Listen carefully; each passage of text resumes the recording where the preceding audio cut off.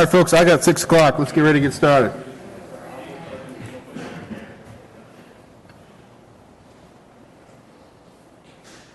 All right, 6 o'clock. I call this meeting of Saginaw City Council to order.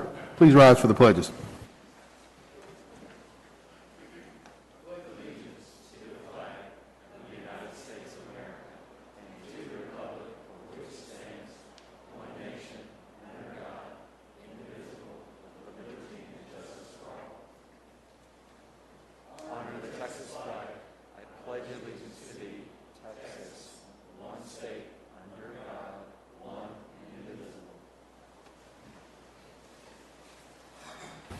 Thank you. Please be seated.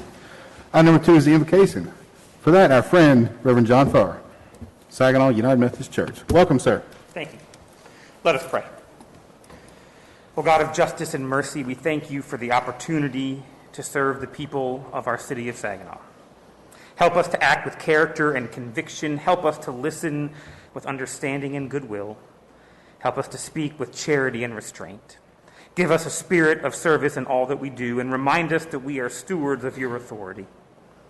Guide us to be the leaders your people need. Help us to see the humanity and dignity of those who disagree with us, and to treat all persons, no matter how weak or poor, with the reverence your creation deserves. Finally, O God, renew us with the strength of your presence and the joy of helping to build a community worthy of the human person. We ask this as your daughters and your sons, confident in your goodness and your love. Amen. Amen. Thank you, Pastor. Appreciate that. Item 3 is the audience participation. That's covered on the screen. If there's any item you wish to speak on that is on the agenda, please see the city secretary, and she will fill you out a form, and you are allowed to speak. We're allowed to discuss any item that is listed on this current agenda. Moving on. Item number 4 is the audience participation. Item 4 is consent agenda. A is action regarding minutes of August 15th. B is action regarding minutes of August 18th. C is action regarding Resolution 2020-20, approving a negotiated settlement between Atmos City Steering Committee. D is action regarding MedStar CARES Act funding request. Any questions, comments, concerns on the consent agenda? Not, I will entertain a motion. Mr. Mayor, I move that we approve the consent agenda as presented. Thank you, sir. Valerie, second. All those in favor, please raise your right hand. Those opposed? There are none. Let the record reflect we do have a quorum this evening, a full house. Thanks everyone for coming out in the rainstorm. We need the rain, but I appreciate y'all making the effort. I'd like to welcome any folks that are watching online. Well, I hope there are folks watching online. Please let us know how the audio and visual quality is on the online experience. And if you have any questions after you watch this online, please contact the city manager and city staff with any questions. Moving forward, item number 5, consideration action regarding approval of funds for the art and community program. For that, Director of Community and Economic Development, Keith Reinhardt.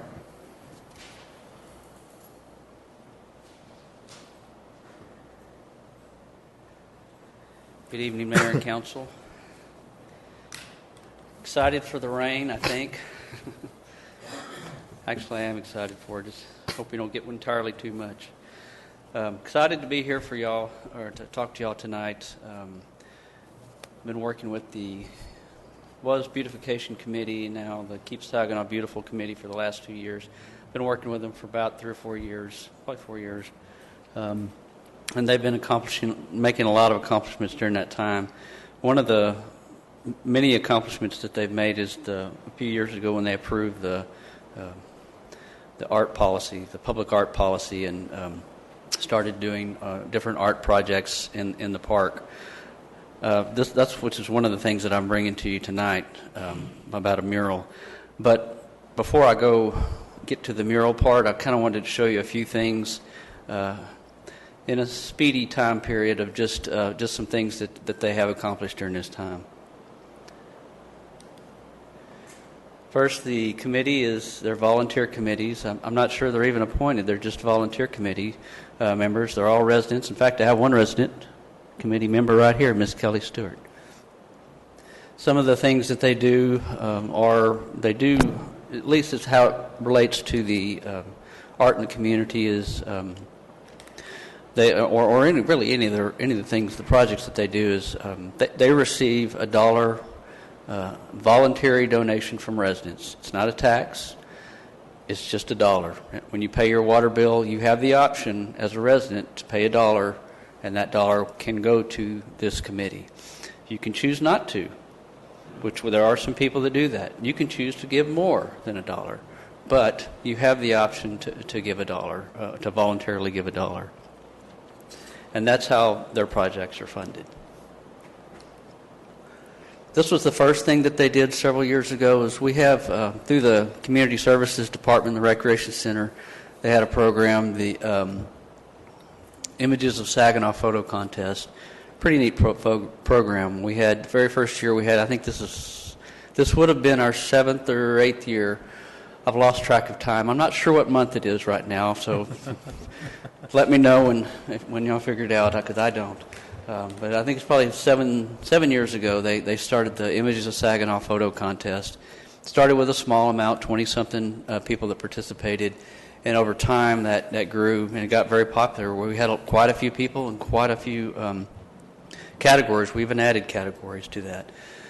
One of the things, we used several other photos for different things throughout the city, but one of the things that I noticed in some of the other cities, like North Richland Hills and various other towns, is the utility boxes, the traffic signal boxes. To some, they're very attractive at gray or whatever color, metal color. They're amazing. But we thought we'd add a little bit of color into our community and wrap them. And we got, about, I guess it's been 3 years ago, we started wrapping them with some of the winners of the photo contest. Those are 3 examples of a year ago, the most recent ones. 9. When we first did it 3 or so years ago, we had 8, and we're up to 9 traffic control boxes. There are other control boxes in the city, but they're not owned by the city. They're TxDOT. This was a project at the very first mural in Saginaw. Worked with Art and Mills on this with the Welcome to Saginaw sign. You can see it from 820. I see it every single day coming to work. I see it every day going home. Really nice. It's great to work with Art and Mills, a big commercial business or industrial business in our community. But very first mural. This is the very first historic mural that we had. We see. I've mentioned to y'all at times before. I've seen this in a number of different cities. It's, as you all probably have, in Kansas City, Austin. You name a larger city, and really small cities too. I was watching a show the other day, and they were in a really large city. I think it was Los Angeles, and they were showing some of the different art that some of the artists have painted on there. This was our first one of historic value, and this was an old photo of the old fire station. The old fire station is actually Northwest Plumbing Building, same building. This is on the north side of that, and this was a photo taken, I can't remember the exact year. Looking at the truck on the right, it's probably late 60s, early 70s, somewhere in there. Commissioned a professional artist who specializes in this work out of the Austin area, Adam Davenport, and he created this first artwork off a photo that he held in his hand and painted that. Pretty amazing. Again, we had some very attractive sewer manholes out in the park, just gray. I mean, that's very nice. Some people like them a lot. Rick has commented he likes the gray, but concrete color. Concrete's beautiful. But we commissioned a local artist, a Fort Worth resident, to do some, what do you think about this? And she just went to work. And these are some of the, in Willow Creek Park, some of the manhole covers that she painted. There's a few more. Those 2 are closer to the ball field and the pavilion. The ball was appropriate being right next to the softball field. Same artist. Did you solicit help from people that just happened to be in the park that day? She has. I know. Well, there's one that I'm getting to that she did make it a kind of community project. A lot of the manhole covers she painted herself. The one on the left is in southern Willow Creek Park. The one on the right is the first one she did, kind of in the northern part of Willow Creek Park. This is one that you were kind of referring to. This is, again, was a nice gray, concrete outflow drainage. And she worked with some of the residents in the area and said, "Hey, you want to help?" And they came over, and she had kind of an idea, and they painted what turned a very attractive gray concrete drainage into art, really pretty art. We have a few more like that we're going to do here in the future. And Keith, I'd like to comment on all of these projects she did. She's been able to recruit people to help her paint, and she convinced 4 teenage boys to help that didn't really want to. And it was wonderful because by the time they finished, they felt like it was their park, and they've been, patrolling it and trying to protect it. So I think it's a great community event. It is. She's a very talented artist. There's another one that I'll show you here in just a minute where she's wanting to get the community involved in that, and we're just kind of waiting for the right time with everything that's going on. This was our most recent mural. Again, historic mural, the JR's Cafe, which is the original Green's Grocery. Found in a piece of, actually, what you're looking at there is actually 2 photos that we combined into one. The amazing 3D work that he did it gets me every time. The left corner with the vertical greens, it looks very like it's sawed off right there, but it's not. It's just he's very talented. Mike Green came out and he looked at it when Adam finished, and he was just staring at his parents. He's like, "Oh my gosh, you just nailed them. They're perfect." How we were able to, it was a very older photo that was kind of tattered a little bit, and Mr. Green's face you couldn't see real well, but he's a former mayor, and we happened to have a photo of him right down that hallway. So I took a picture of it and sent it to Adam, and he took that and he filled out the detail of that, and he did great work. He's a talker. Adam's a talker, and he picked a great place, or we had a great place for him to talk, because there were a lot of residents that have been here a long time that would come out and just talk to him and just telling him stories about, I used to, the bread box right there, about stories about the bread box, and I used to go in and get a drink at the, a soda in there, and so it was pretty neat. This is coming soon. Erica Rosa, I talked, she did some of the work in the parks. This is another mural. It's a smaller mural, but it's a mural. Again, we have a restroom in Highland Station Park, the 3-walled restroom, cinder block, beautiful, of course. But this was an art piece that she's going to paint on the 3 walls. Again, it's something that the council approved a little while back, but with everything going on with COVID, we've decided to delay things, because what she wanted to do was involve the community again, like she did with the drainage. Get the community involved and say, hey, you want to come? Maybe she'll find more teenage boys and say, hey, you want to come paint a little bit? But this is scheduled, as of right now, it's scheduled September 12th and 19th to get the community involved in that. And now, drum roll.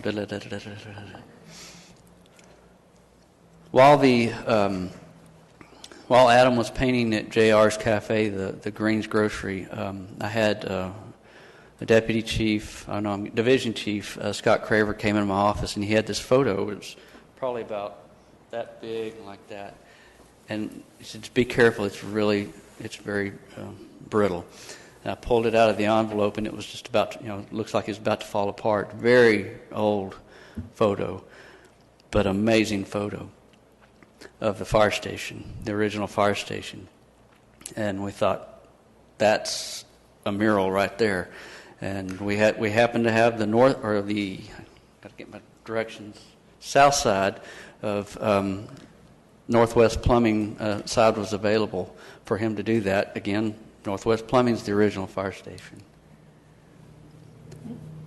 One of the neat things about his artwork and what he's going to do is you can't tell, and you won't be able to tell when he paints, but the actual photo cuts off right on the right side of the passenger window. It cuts it off.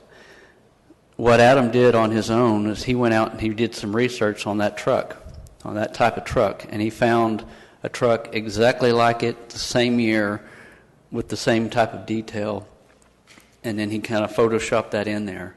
So the front half of the truck is not actually part of the photo. But when he does the artwork, it will be a part of it, and you won't be able to tell the difference.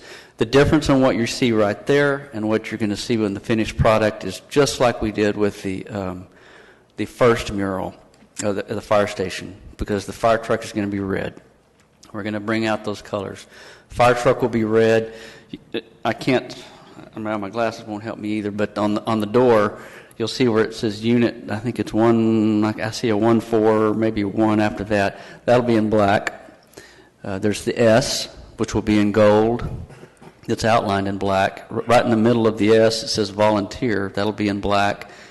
Between the man in the center and the man on the right, there's some wording there, and that'll be in black and outlined in gold. So there will be some highlights. It won't be all black and white. Neat thing about this is some of you may or may not know some of the people in the photos. To the left is S.T. McDaniel. The right is Andy Cotton Anderson, or middle, and then to the right is Fraser Halfley, also known as Weldon Halfley's father. Your thoughts?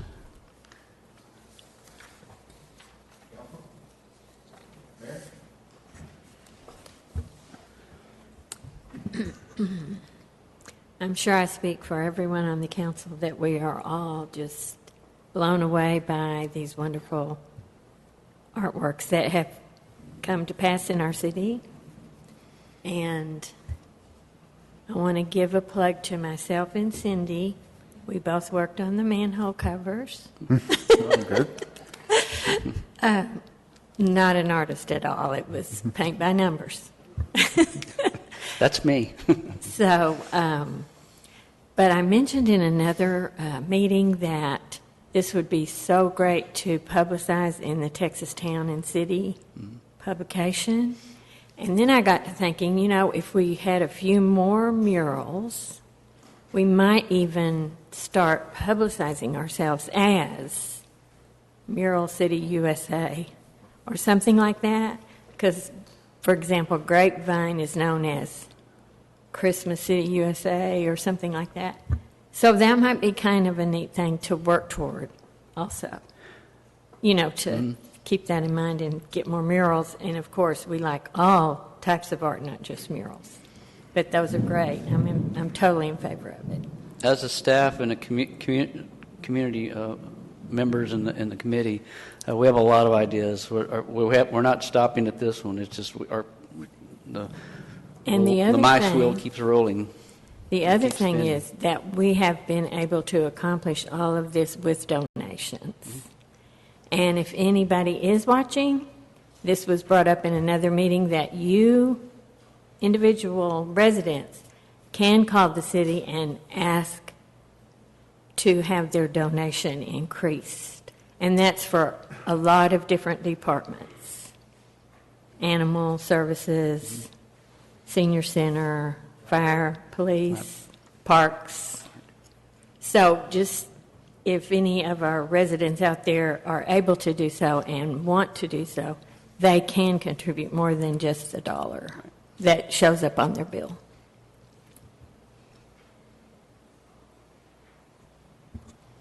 Yeah, I am just touched by this. I mean, it's just amazing that we're able to pull this off.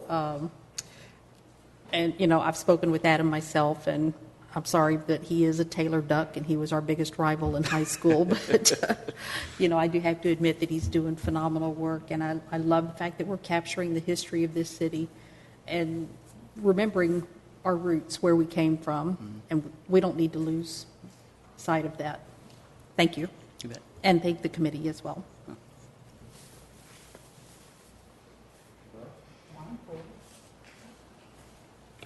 Honestly, this has surprised me how popular it's been.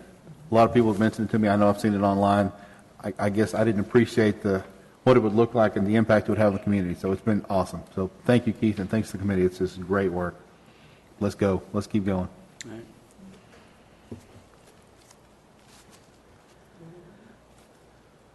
I'm excited. Love it.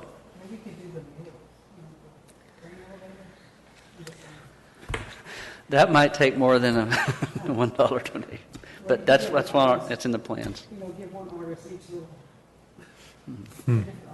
Yeah. Thank you, Keith. Anything else? Thank you, Keith. Appreciate it. Excellent. Moving forward. Item number 6, consideration and action regarding construction manager at risk services for... Is there an action? Did I miss the action? Consideration and action. Okay, I did. Well, Keith didn't mention this. It's in our packet, isn't it? We have to prove some money, don't we, Keith? Did you mean to cover that, Keith? Or am I supposed to cover that? Sir? We're supposed to prove some money on this item, right? That is correct. Okay, you didn't cover that. Would you cover that quickly for us? Let me find it. The financial impact for this project would be $12,000, and again, the residents pay that voluntarily through their water bill. Okay. Any questions on that, council?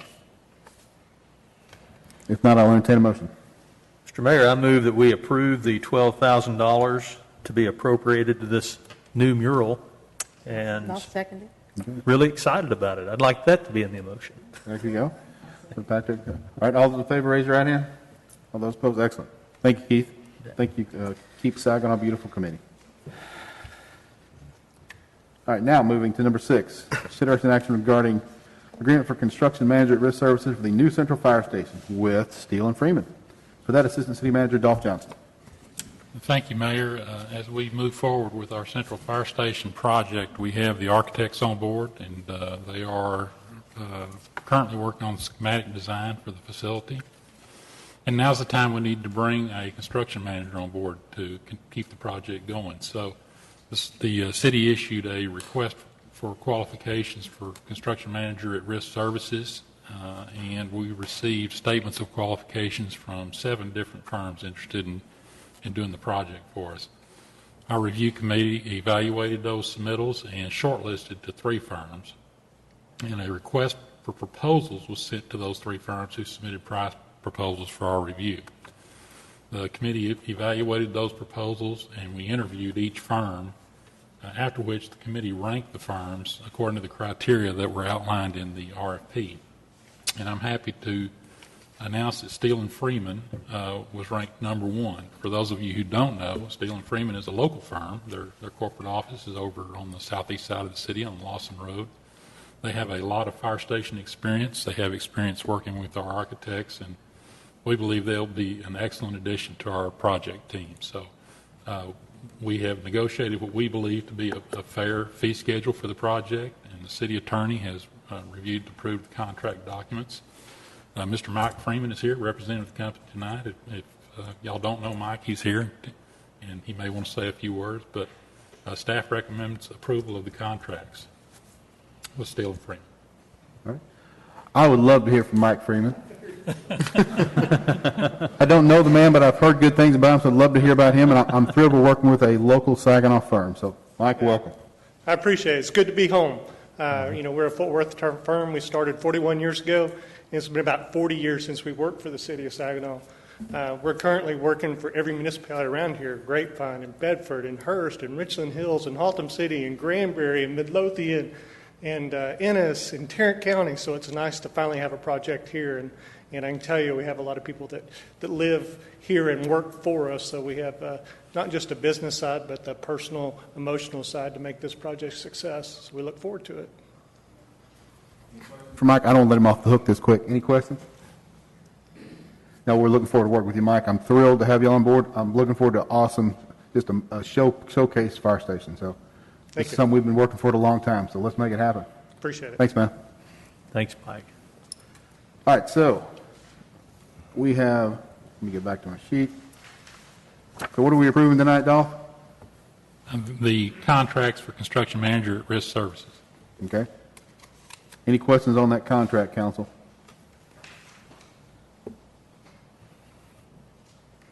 If no questions, I will entertain a motion. May I make a motion that we accept the action regarding the agreement for construction manager at approval, yeah, that's it. Okay, that's it. At Rancho New Fire Station. Okay, Valerie, Charlie second. Any questions? All those in favor, raise your right hand. All those opposed? We're in business. Let's get going. Good luck, folks. And thank you, Dolph, for all your hard work on this. Yes, sir. Item number 7, consideration and action regarding ordinance 2020-17, amending Chapter 10, Building and Building Regulations, Code of Ordinance, expect regulation inspection for required and establishing related fees. For that, hey, Kevin. Kevin, who's a city employee now. Welcome, Kevin. Yes, sir. Mayor and City Council, good to see you guys again. My name is Kevin Pantoja. I am a management analyst here for the inspections department, and I want to say I'm very happy to be in front of y'all tonight. Now, before I get started, I do just want to make it known, I really do, all of us at the department, we really do appreciate the amount of input and understanding that you guys have given to this program. Y'all really support it, and we definitely appreciate you having our backs here. Without that support, it'd be really hard to get some stuff done. We definitely have made some progress and brought a lot of benefits to the people here at the city, so we're hoping to keep that continuing on tonight. Now, roadmap for the evening. I'm going to be providing y'all an update on the program, how we've handled the COVID-19 pandemic, what we've done to work through that, as well as the big ticket item. We'll be proposing y'all some changes to the ordinance and hopefully getting those worked through, I hope. So, just a little bit of heads up there. So until recently, our inspections were suspended because of the COVID-19. We were wanting to take care as much as possible until we really got some information on what are the safety precautions, what we need to do before we really decided to get back into people's apartments and their homes and getting real close to contact. So during that time, we managed to work through basically every aspect of our rental program. We looked from start to finish and tried to make everything as efficient as possible while also improving the overall quality for the residents, making sure that they're able to understand everything simply and easily. So I will say right now we are conducting inspections again, and I'll get into that a little bit later, but we've got approval from Chief, making sure everything is safe. We're following all CDC guidelines, making sure we're taking care. We've got our PPE on. And also, last thing before we step foot on somebody's property, we're making sure that the residents are okay with us being up there. Because if they don't feel safe, no matter what we do, that's not going to matter. We need to make sure that they feel safe and they're happy with us coming in. So, with that being said, let's go ahead and jump into it there. So like I said, we decided to start at the beginning. And what that is our registration process. What we've done is we've completely digitized the entire process. You can do everything online, very simply. We redesigned our permit, making things more clear, more concise. We've got the information we need, and we try and lay things out as best as possible for the residents. We've also, like I mentioned, we've got it on our website. You can go to SaginawTX.org, our fancy ci.saginaw.tx.org government website there, and you're able to fill out the application right there online. You can do that, or you can download it, print it out, however you want, email it in, or take it down to the office. Now, the benefits of doing this completely online makes things more accessible, more efficient. There's zero contact, which is perfect for times like this. And I'll even throw in it's a little bit more eco-friendly too. There's a whole lot less paperwork. It makes things a lot more efficient.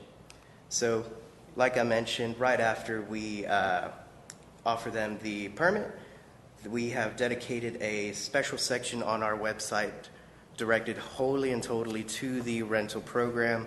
That helps the residents see what are our most common concerns, what are the things that we notice more and more. We try and lay that out right there for them so that they're able to hit those before we even get inside the house. That website also gives us instructions on what we need to do, what the residents, what the process is for them. That's email it to this website here, bring it to the email, or take it down to our new office, 301 South Saginaw Boulevard, in case y'all haven't known. That's we're down there right now, the old depot building.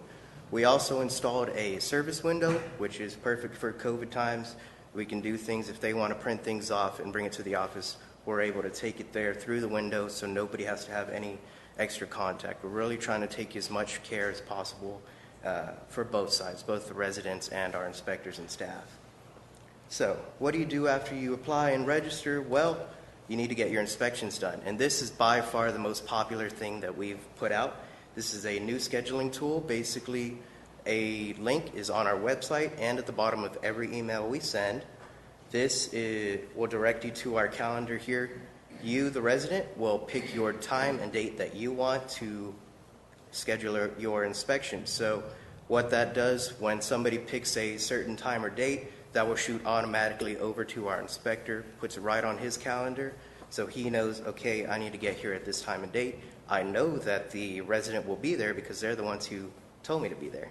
So that makes things a whole lot easier. It gives some structure for our inspector, lets him know where he's going to be, what all is going to be happening for the day. It makes things incredibly efficient. I can tell you how many hours both myself and Jared have spent calling people trying to say, well, does this time work for you? No. Well, you need to talk to my tenant. No. So now all we got to do is give them this link. Property owners, property managers can shoot this over to their tenants, and we get things scheduled a lot easier that way. After that, that leads me into talking to our current inventory. So a big reason on why we wanted to make these changes is because we've got a lot of rentals in town. After 2 years of looking into things, we've been able to identify about 1,808 total units, rental units. Those are the ones that we've seen either through, they have rental signs, staff has gone out and say, hey, we noticed something here. We talked to this person. They said they're a tenant. We receive weekly new and discontinued water account reports. So we go back and forth, making sure that is something different here. And also on top of that, we've got our own separate water and TAD record research that we do to sort of help us really get this number as close as possible. And if our favorites, if we have some property managers that acquire some new properties, they'll come to us. So that always makes it easier because they're the ones who we're going to be working with. Here's your permit, just like that. So I mention all that to also mention we've got 1,808 total units identified. We've also got a proposed 270 units coming. I've got these plans on my desk right now. So, Hey, Kevin, before you go on, that 1808, how accurate do you think that is? How many do you think were out there that we haven't identified yet? there's always going to be some. I'm going to mention that number changes little by little as some houses get sold or we find some new ones. If I had to put a number by it, I'd say we've got maybe 95%, but there's always plenty more that we can go out and find. This is just our guys going out and, oh, there's a new rental sign we might have not seen before. This is without us even seriously going down every street in town. So this is the best we can look for. It's never going to be true because things are always changing. Somebody's always going to sell a house. Somebody's going to buy a house and flip it, try and make it a rental property. Things like that's always going to happen. But we try and make things as careful as possible. I got these numbers earlier this month. Deborah and Jared did a real good job of helping me out, making sure that these were as close as possible we could get. And I mention all those units because I would ask y'all to please keep in mind, Jared, our inspector, looking at this 1808 number, it's going to take him about 45 of the available 47 work weeks just to visit these properties one time. That does not include office work or follow-up inspections. So please keep that in mind. So we're cutting it close. That's a big reason why we decided to make some of the quicker changes that we could, making things more efficient and making the process easier for the residents. I also want to mention we have some potential units that could be coming. We don't know, but we know that we have the space for them. We just took our basic multifamily 1, 2 zonings, looked at what could come, and we want this to be on there as well. We try to make things as quick as possible, make good, efficient changes. What we did, we could, and what we couldn't get to, well, that's why I'm here tonight, and we'll be touching on that here in a little bit. Those are going to be the bigger ones. So the results from our process here, a couple years into the program, Safe to say we've found a majority of the rentals in town. We're never going to find all of them. There's always going to be a change in numbers. We've been able to give the staff a basic structure on how to get the job done. There's always going to be changes for that, another reason why we're here tonight. And we've had some creative ideas for educating the public, educating our residents on what we want to do, what it is that we do. That being said, those are the benefits. Now, we have found a couple issues that we'd like to address here tonight. We've had difficulty encouraging prompt compliance, getting people to actually follow through with this, do their part. The current ordinance isn't the best at allowing us to process things as efficiently as possible. We'll get into the structure of that here in a little bit. And we've also had some certified status difficulties that we will mention pretty quick. So with that, let's go ahead and get into the proposed updates that I have for y'all tonight. This will be the fun stuff. First, the first improvement that we are recommending here to you guys tonight, termination of the Certified Property Manager Program status. Why are we doing this? Well, how many of our residents have actually done this? And also, a big thing, if we have somebody who, a property manager takes our class, goes through everything well, we put a lot of time and effort into training this person to understand our process. Very next day, what happens? They decide, I don't really want to work for this company anymore.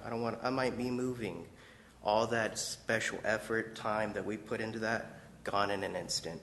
So the property manager turnover is a big thing that we've experienced. It is a, I'll quote the staff, administrative nightmare to keep up with.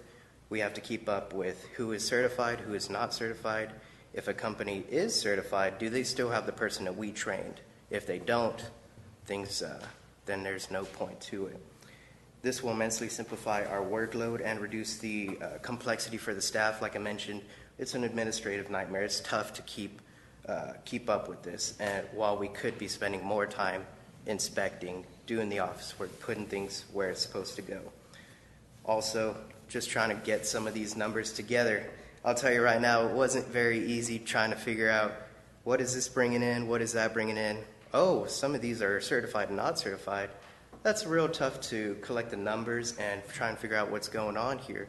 So these keeping everybody a level playing field is going to make things much quicker. And at another mention, our timeline, when we first set this up, there was you're going to have to renew your certified experience.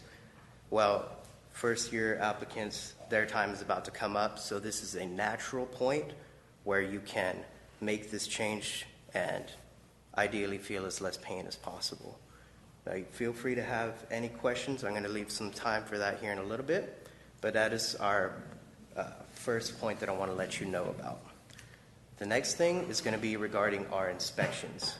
So we're proposing changing our single family to biannual inspections corresponding to their physical address. What that means, let's look at 301 South Saginaw. That's our office.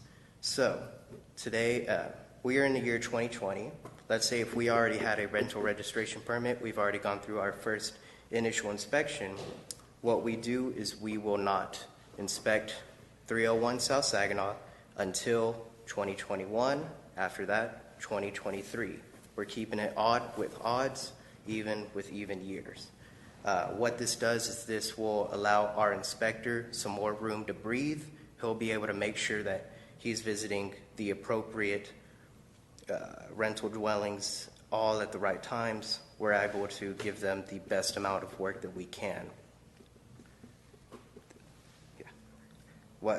So what this will change is currently we have a tenant turnover inspections for single family. So if I move into an apartment here in Saginaw and I decide to move out the very next week, well, we need to go back in there and inspect it because who knows what I could have been doing in that apartment. I don't know. Hopefully nothing that'll get me fired from here, but yeah. So that is one key thing. It will relieve a whole lot of pressure on our inspector, give him more time to get into the apartments that we really need to do.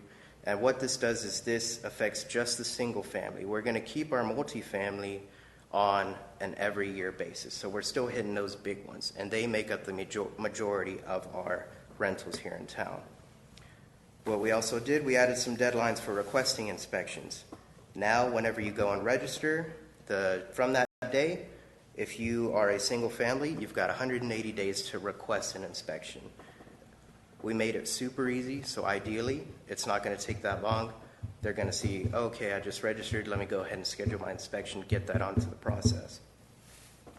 For townhouse, duplex, multifamily, it's going to be 30 days. Those are our bigger ones. They've got more going on, more turnover, so we'd ideally like to get into those as quickly as possible. And what we've done is we've increased the fees for failed follow-up inspections. So if we go in and there's something going on, people have not complied, and we've gone back to do our regular follow-up, still nothing, well, we've got to go back there again, take some even more time that was not originally planned for, and we've got to help make up for that in a sense. What this does is this will give clear guidance to our property owners, hopefully incentivize them to get this done quickly, get it done on time, and allow us to get in there, get out as quickly as possible, make sure everything's safe for everybody. We've also, specifically for our multifamily complexes, we assigned some inspection months. What we're going to do is we're going to say, okay, this company, you're going to have this month to get everything ready. Then that helps our team gather our inspectors, gather a team. More people were able to get it done quickly, so it's borrowing Larry, might be borrowing Chris first from their stuff, so we can just go fully into one of these apartment units and get things done as quickly as possible. This will help the apartment units plan for us, plan for their staff, help them, keep them up to date, make sure they know, hey, city's coming at this month, be ready, please. And that'll help us on our end as well. Our next thing will be just some general improvements that we've noticed that could be done better. So these were added some deadlines for rental permit registration. So we noticed a brand new rental that we might have not seen before. We contact the owner, say, hey, we have a rental ordinance, you need to get your permit. What that does for single family, they've got 14 days from the day of notice to go to the office, go online, pull out your phone, fill it out, email it to us. They've got 14 days to do that. We believe that's plenty of time. For townhouse, duplex, multifamily, they're going to have until January 31st. So what this does, this helps us spread out the workload so it's not completely condensed, but still allowing our bigger companies to just have a certain section of the year where they really need to get this done. This helps both us and them into trying to get this figured out. It encourages the compliance and gives the staff direction for delinquencies. So with these deadlines, we did add some fees or some guidance on what to do if they don't get registered. We made this process very simple for everybody. It takes a phone, go fill it out right there. Very simple. This will help our staff be able to give them some guidance on compliance, getting people to comply before we actually have to involve a whole other department, which is the court system. Nobody likes getting a ticket, getting a notice that perks your ears up, and it takes a whole lot of time, especially on Lisa's job. So what we decided, we thought this might be better, stop that a lot sooner before we have to involve different departments, different people to really get this going through. Now, all rental permits are going to be valid for 1 year unless newly acquired by our current registrant for the single family. What this means, I own a property here in town. It's a single family, and my permit due date is February 15th. Say in March, I buy a new property and I make that a rental.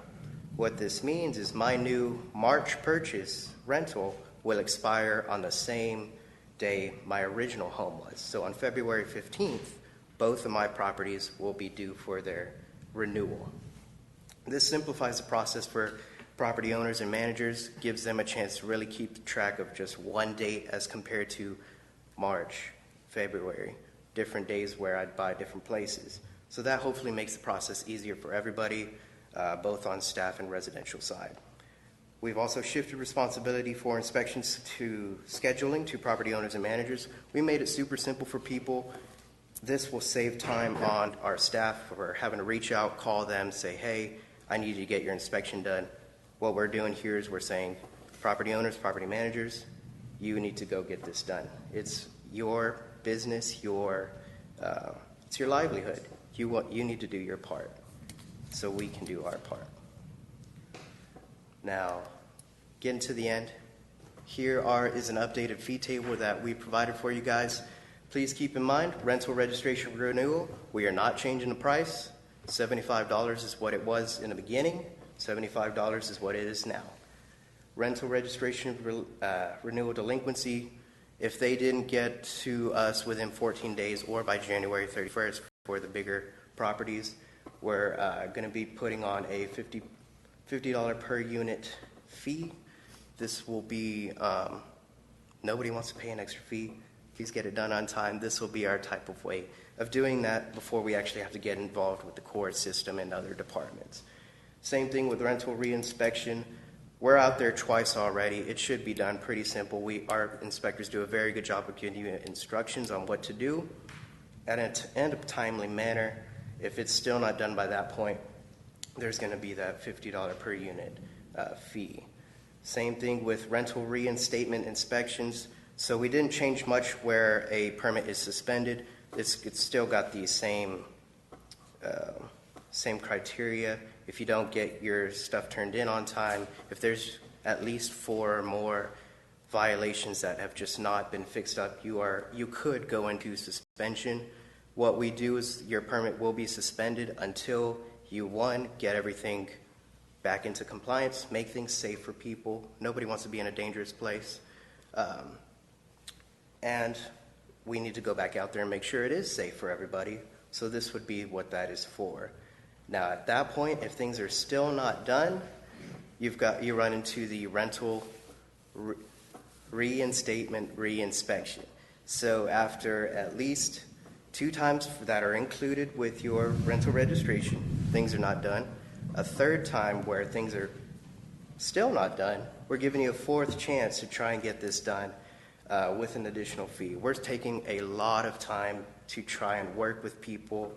It can take months at a time, which is why we'd like to shorten this process.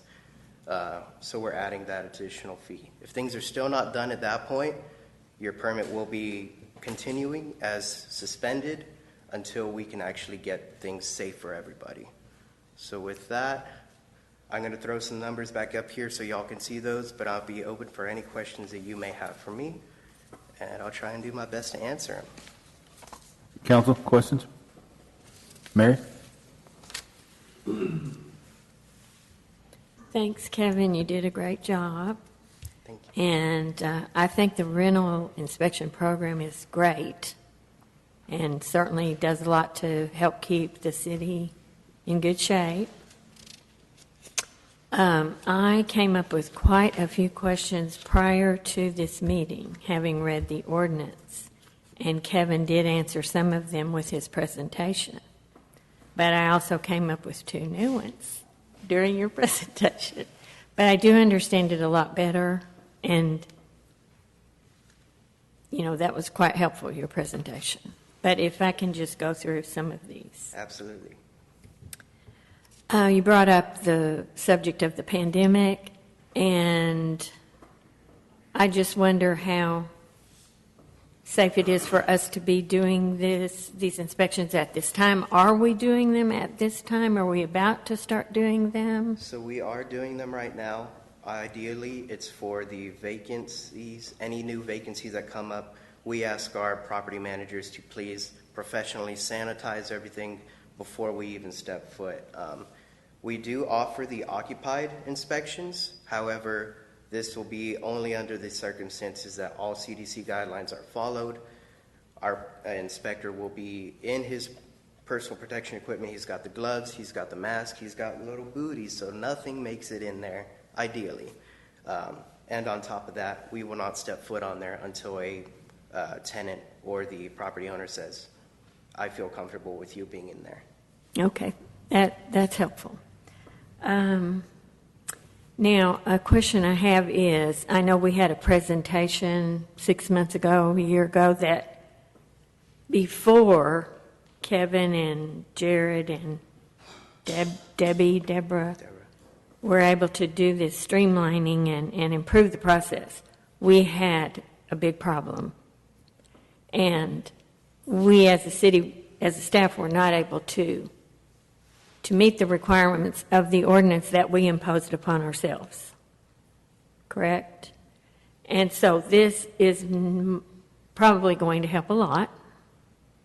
But I'm still asking the question, do we need to try this out for a year or two to see, are we able to do these yearly inspections, you know, like our goal is? Because if we're not able to, I don't think we should require an inspection fee yearly for the yearly ones if, in fact, we aren't able to do yearly inspections, if that makes sense. So we don't really know if we're going to be able to do that yet, correct? So what we've, with this new process, with the scheduling thing, we've planned out, in an ideal world, an ideal situation, we'll be able to visit every place at least once.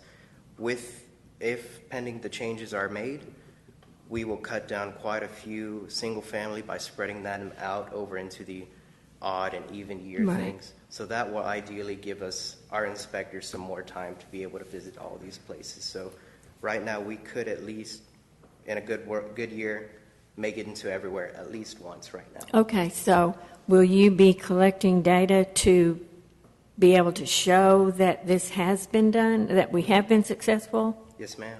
And then if we find that we haven't, we might want to relook at, do we even want to try to do this yearly? If in fact we aren't able to. If that makes sense. I would think it would be a good idea to keep that data and come back if in fact we're not able to meet our own requirements. Then maybe we should go with 2 years, 3 years, whatever. Absolutely. And change the ordinance. And seeing, thank you for those questions. Those are really good ones. If we are able to get this pushed through, this will help our data collection. So right now we are collecting data. We've got some numbers that we're able to see where we've done and what we've been able to do. If we're able to simplify things quite a bit with these changes, collection is going to be so much easier. Deborah will definitely appreciate that, being able to see everything is the same. We know where we're going. We have extra validation through our scheduling tool. We'll be able to see where we were, if it was a first look, second look, what's going on in the situation. So ideally, if we are able to get things through, we'll be able to get that data a lot easier for you. That sounds good. And then I had questions about were these increases, but you answered those questions about the fees. Some are new, but they make sense. Yes, ma'am. And then the ones that were old have not been increased. Correct, yes. So I was glad to hear that because I did not think that was appropriate to increase those fees at this time for such a new program. Yes, ma'am. So you've answered that question. The rental registration is staying $75. Right.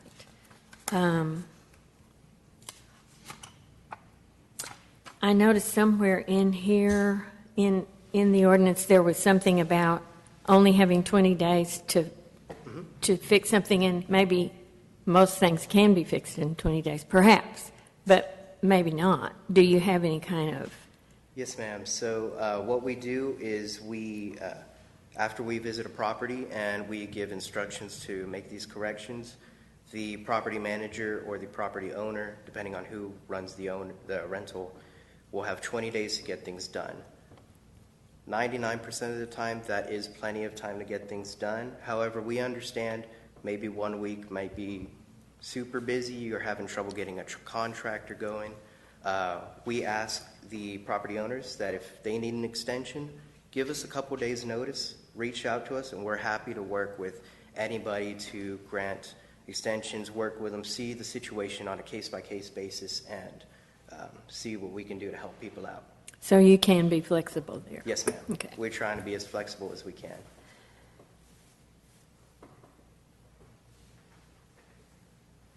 I'm determining whether or not you already answered my pre-arranged questions. Feel free So to go give me a ahead. little bit of time.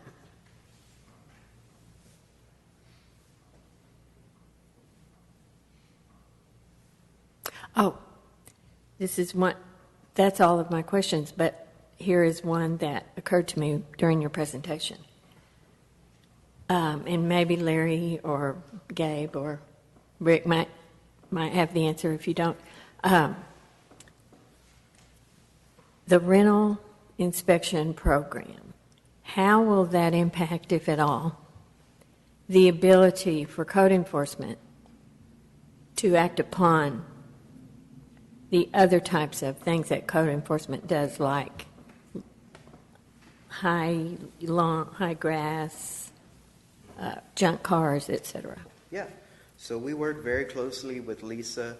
Unfortunately, we take a lot of her time and expertise in helping us get this going. So we work very closely with her. What these inspections do, the biggest benefit is our preventative measures. So we're able to catch stuff before they even occur, or if we're out there visiting a property and we notice something, tall grass, or some other code violation, what we do is we get a hold of Jeremy or Lisa, our code officers, and we say, hey, we noticed this during our inspection. You may want to take a look out there. And what we may do also is inform the tenant or the property owner, hey, this is not pertaining to your inspection, but just so you know, this might be going on with code. It might be a good idea to try and fix this up. So Jeremy and Lisa have nothing to do with the rental inspection program. So their jobs will not be adversely impacted time-wise by the rental inspections that are being done, or will they be? Right and now, at what degree? To what degree? Mm-hmm. I will say right now we are keeping Lisa as busy as can be right now with the amount of research and expertise that she's doing for us. She, like I mentioned, with the identifying things, that is a big part of. A lot of that comes from Lisa and Jeremy. They look at if they're out on a code issue and they see, oh, while I was talking to this person and doing a little bit of research on the property, I noticed they were a tenant, so it's a rental or some type of situation like that. We do borrow a lot of Lisa's time. I will say, ideally with these changes, we're able to help minimize that, or at least that's what I'm here for. I can try and take a little bit of that off of her plate and off of Deborah's plate also. So you don't foresee that program interfering with the ability of the staff to do the other types of code enforcement? No, ma'am. So we're not going to be putting any more work than they've got right now. Okay. Thank you. That's all my questions. Thank you. Council, other questions? Cindy? I just have one comment. Up until probably about, maybe November of last year, I would probably get a phone call once a month from a tenant. You know, my water heater's out, my air conditioner's out, my heater's out. It's been 4 days. You know, I can't get the landlord to respond. I've not had a single phone call probably since November last year. So you guys are doing a great job. Thank you. Thank you very much. I will say the inspections team out there, the entire building department, I will have 100% confidence saying they're the best team out there in the city. They work very well with each other. We trust each other, and we've been able to do a very good job. So I'm very proud of them and what they've been able to do. And our biggest supporters have been, to our surprise, but our property managers, because they see that all this is going on. They might notice, they might not notice, oh, maybe my tenant is living in this type of condition. Can I help him out as much as I can? With bigger companies, it's tough for a property manager to get a hold of the owners to give them the money to make the changes that they need to make. So if the city goes with an official inspection, the property manager has a bit more leverage to go to their owners to try and say, hey, I need some more help in fixing up my complex. So yeah, thank you. I'm glad to know it's working. Council, other questions? I just want to clarify something. 1808, that's our total stock that we know of right now. Yes, sir. And then single family if we're doing that biannually, what is the total number of single-family in representation of the 1808? How many single-family properties are there? So let me see It's here. 1,043 Single right there. 1043 is what we've identified. Odd and even addresses, hopefully that will help cut that in half. But that is not, I didn't mention this, but all of this is not to say if a tenant requests an inspection at any time, we'll be happy to go out there. That's one thing somebody mentioned during, if we're switching things from 1 year off, 1 year on, what's going to happen during that gap year? Well, there's nothing to stop the tenant or the property manager or owner requesting an inspection. We're happy to go out there. And if things are able to get pushed through with this ordinance, we'll have time, I hope, to get out there. So that drops the total annual inspections from 1808 to roughly 1,300. That's what that seems like. That was really the biggest pinch point when we spoke about this previously, was there's only 2,080 hours in a year. And we were well into that with one human being doing inspections at 1808. So dropping that to 1,300 was a very smart move. Really commend you guys putting the work effort into that and figuring out creative ways to lighten the load and also provide the service. It's going to be important, especially when we're looking at developments that could increase our rental stock as much as 1,200 in the next 5 to 6 years. Absolutely. And what this is, too, is this gives us the room to grow, or at least a system that we can build on in the future to grow, whether, hint, hint, we might add an inspector, hope so, or just giving us a chance to see a structure on, okay, we know we can get this done. This has worked. What other part of the system can we tweak to add even more details and make sure that we're able to get every single property in town? Thank you very much. Thank you. I had one question. So how does the late fee work for the $50 reinspection? Yeah. So the late fee or the reinspection? Well, so how many inspections come with the registration, the $75? Right now, you get two. Okay. Two, that is your initial, and a follow-up. Okay. And then the reinspection fee comes in when? Yes, sir. That'll be the third time we've spent out there. And I want to say good job on your presentation. You answered several of my questions I had, so Thank it's a you. good job. You did good. That is it? Council, other questions? No? Thank you, Kevin. Appreciate Thank you that. guys for listening.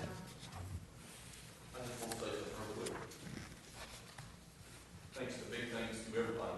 Big thanks to Keith Reinhardt. A lot of this would not be possible if he not helped us with all these online forums with this. Keith, thank you, sir. You're here. Absolutely. Keith was a big thing in helping us with that. All right, if there's no more questions, I'll entertain a motion on 2020-17.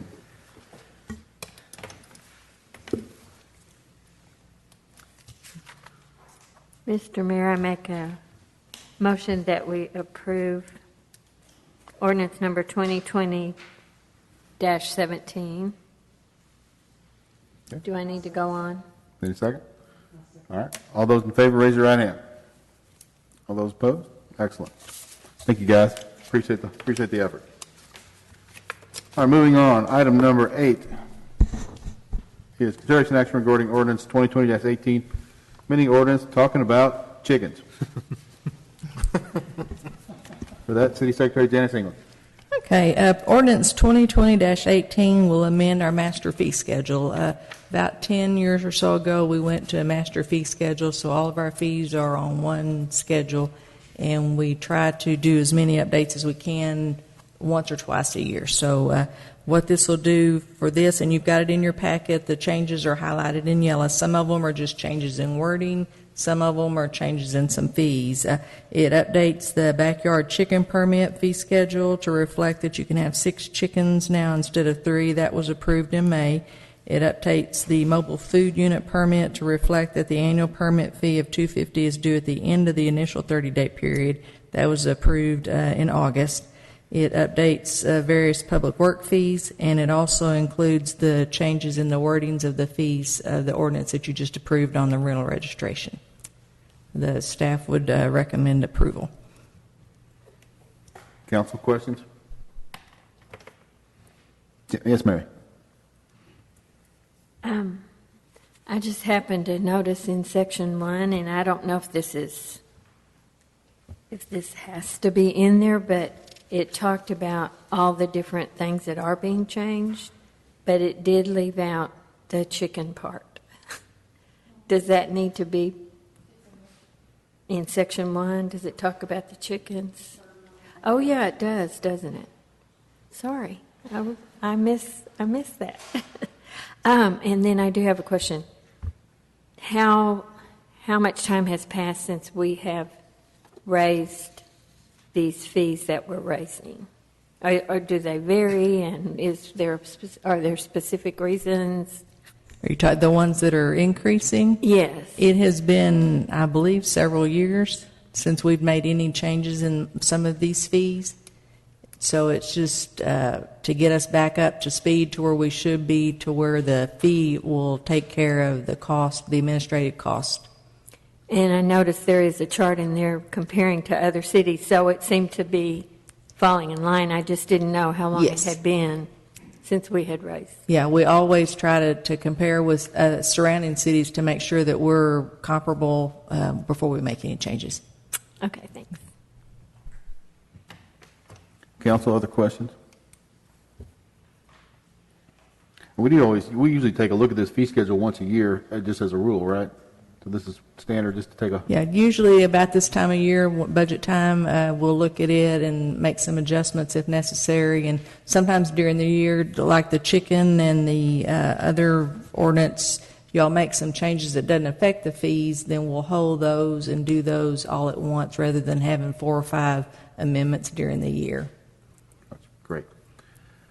All right, if there are no other questions, I'll entertain a motion. Mr. Mayor, I move that we approve ordinance number 20/2018. I'll second.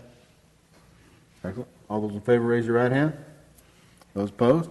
Excellent. Thank you, Janice. Item number, that's 8, we're at 9.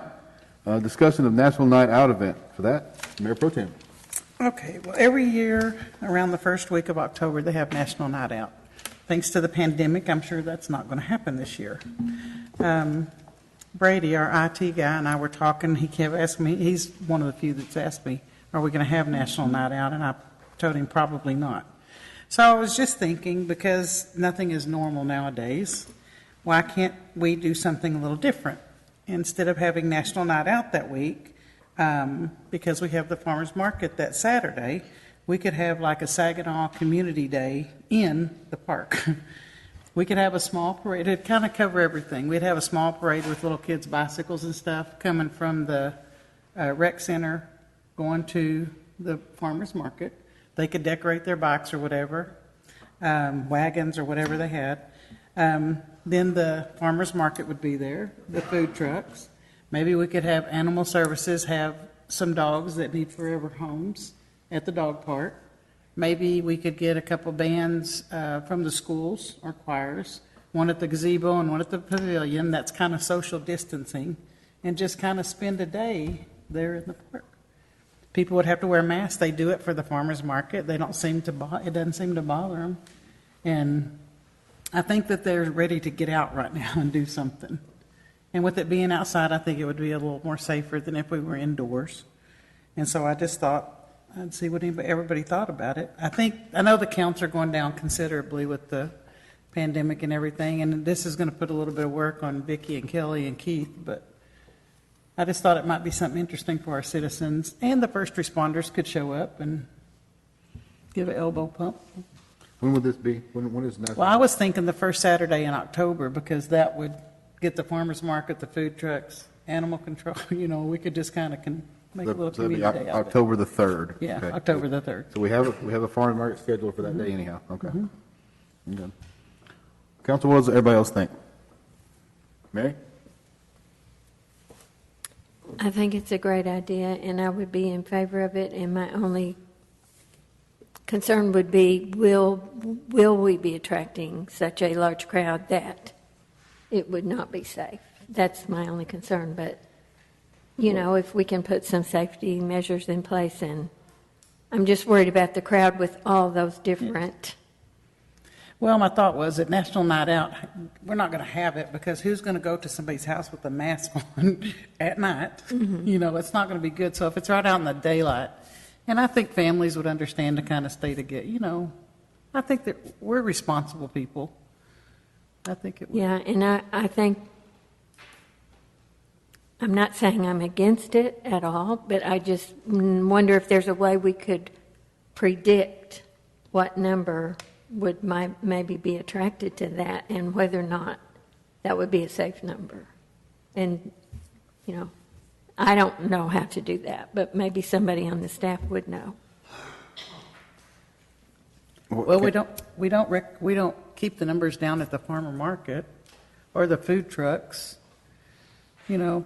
Well, right, but if you have so many different activities happening at once, it will attract some people to this thing. Some, you know, many events will be happening at once instead of just the food trucks and the farmers market.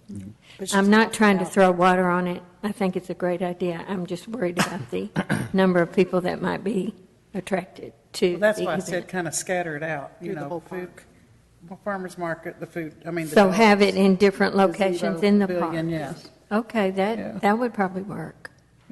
That sounds like a good idea. What does everybody else think? Cindy?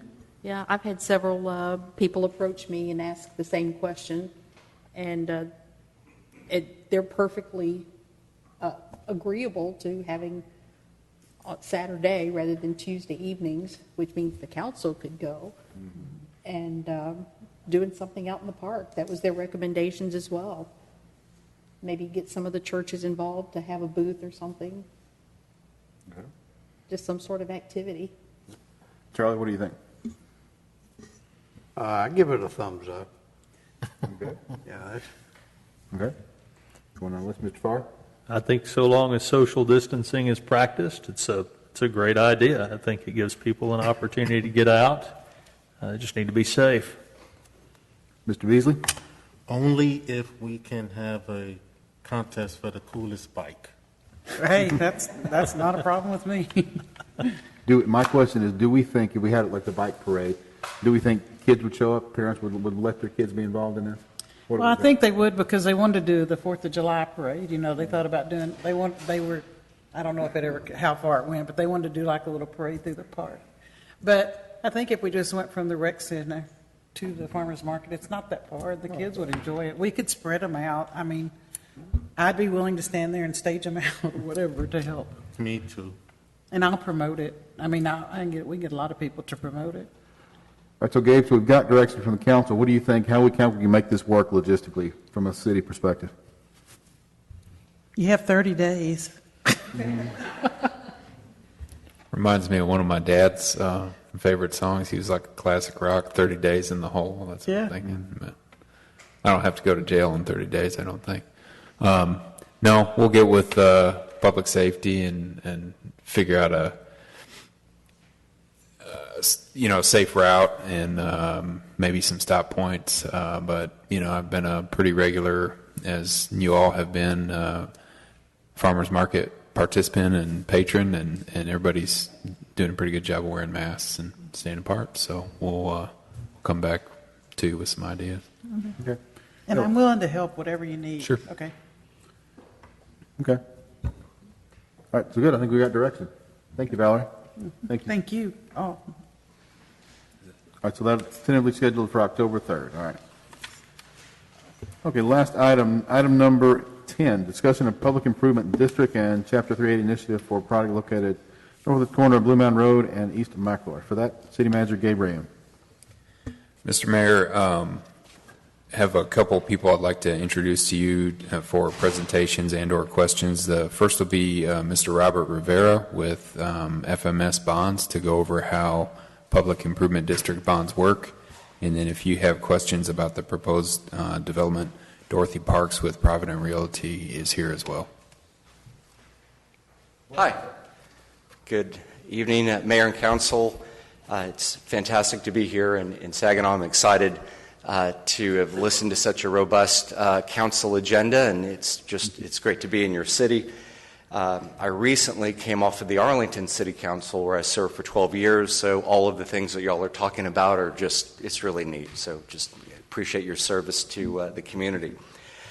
So I'm going to talk about public improvement districts, and feel free to interrupt me, or you can wait till the end and ask whatever questions that you would like. I'll speak globally, and then we can get as detailed as you would like as well. Basically, a public improvement district is an area of land that is set aside by a private individual or developer company. So it's something that is a tool that cities use to help with growth and development in communities. It is a very conservative tool because essentially you have a private property owner asking the city to assess their own property, where in the future the property owner will be paying back bonds that are assessed specifically to the city. So the city of Saginaw would issue bonds that are non-recourse to the city.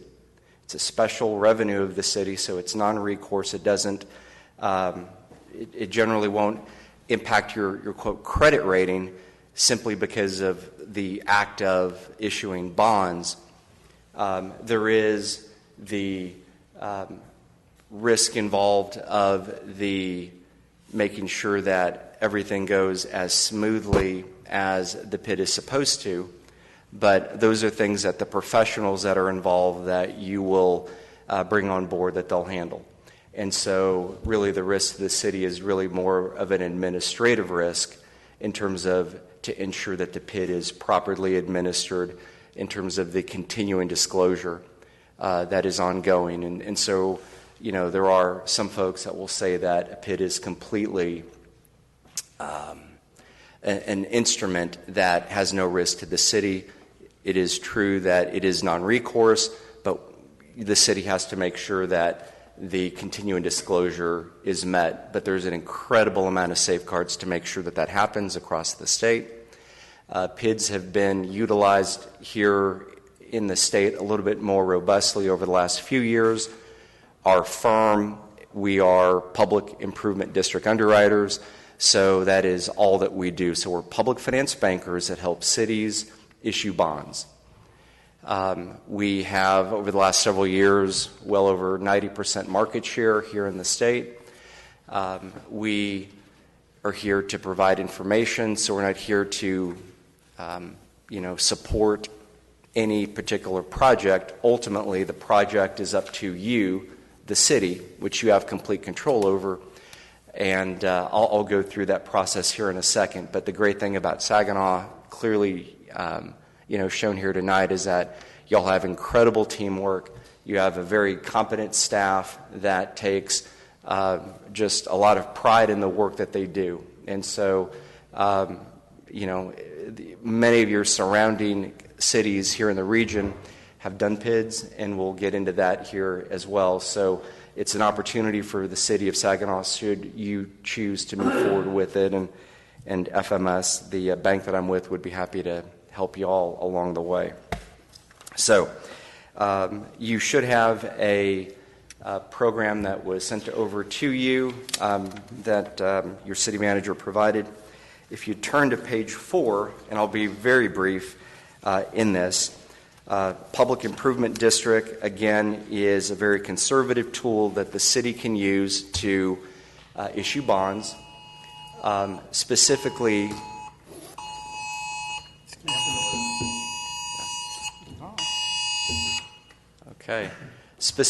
these bonds can be used to pay for a variety of things that are ultimately dedicated over the city.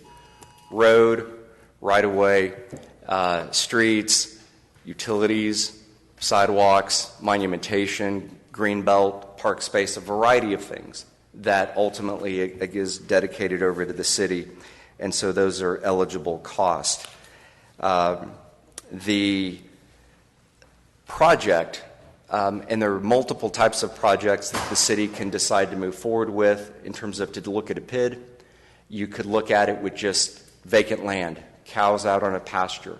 You could do a PID where the developer is there and they're already breaking ground and they're needing to be reimbursed as they put in infrastructure. Or it could be an infill type of a project where you have vertical already in existence, and the city wants then to help to reimburse the developer. And so those are things that the developer and your team will help move forward in terms of what is the type of project that y'all are looking at. If you look at page 6, there's a few of the cities here across the state that have utilized public improvement districts. We are the underwriter for the city of Austin. We're getting ready to do a deal here for the city of Fort Worth coming up. They are literally all across North Texas, essentially going down 35, essentially into New Braunfels. So they're generally communities that are in the path of growth. Okay. If you would turn to page 10, this is probably going to be the most important page in the presentation. It's an overview of the PID process in terms of what happens and who are the participants. You have your city team led by your city manager. You'll have your bond counsel. You'll have your financial advisor. Mark McCliney has been your financial advisor for quite some time. We work with Mark. It seems literally just about every day that we're on the phone with Mark on a variety of the cities that he represents here across the state on projects. So you have a very experienced team going into this. You have your financial advisor. That's us, FMS. And again, we are gratefully very blessed and fortunate to do the work that we do. And then finally, you have your developer's counsel, and a developer's engineer. The very first stop along the way of the PID train, if you will, is the execution of a developer's agreement. And so that is the working body of, contract, if you will, between the city and the developer. The things are laid out in terms of the expectations of both parties. There are some cities that do have a working PID body, if you will, of rules that they will reference during the creation period if they choose to do so. Not every city has a PID policy, but some do. And so that is something that at your direction, we're able to provide that information to your financial advisor and to your city staff, as we are, as your underwriter, not your financial advisor. So there's a series of public meetings leading up to the issuance of bonds. The city of Saginaw is in complete control of this entire process. Bonds are only issued at your direction. That's it. The project itself is to your standards. It has to meet your vision as a community. So those are things that you and the developer will move forward in. Once the order is placed for the public improvement district, then we are here as the underwriter to help bring it to market. But the finer points involved on each individual PID are unique to themselves. So with that, I'll open it up for any questions. I do know that there is a developer here that is very desirous of visiting with you regarding their potential project. And I'm here in the event y'all would like to discuss anything now or in the future. Council, questions? Yes, Mary. We have discussed this type of funding projects in the past, just in general, and it's quite a bit like Greek to me. Okay. Okay. That's okay. We have people here who can translate. And so, if you could put it in layman's terms. Yes. I see that many cities are using this, Right. and that I would imagine it's a pretty successful way to fund a variety of projects, Correct. or these cities would not be doing it. Right.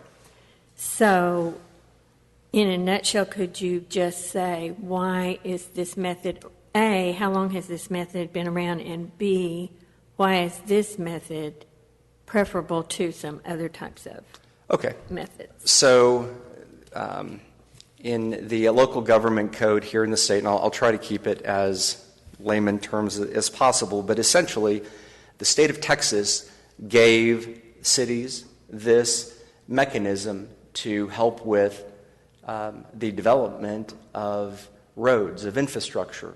It is particularly utilized in small communities that are in the path of growth, little bitty towns that, folks have never heard of, that are growing, that do have developers that want to build these master plan communities, but a lot of these towns don't have the dollars to come in and put in a major spine road and all of the supporting utilities and infrastructure that goes along with it.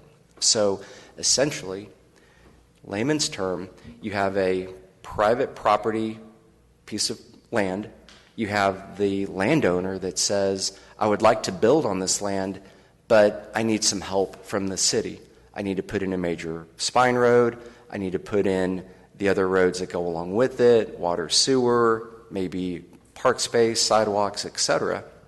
And so then the city will issue bonds that is non-recourse to the city. That means that the people who do not live in that neighborhood don't have to pay for any of it. The only people that have to pay back those bonds are the developer early on, whoever is holding onto that land.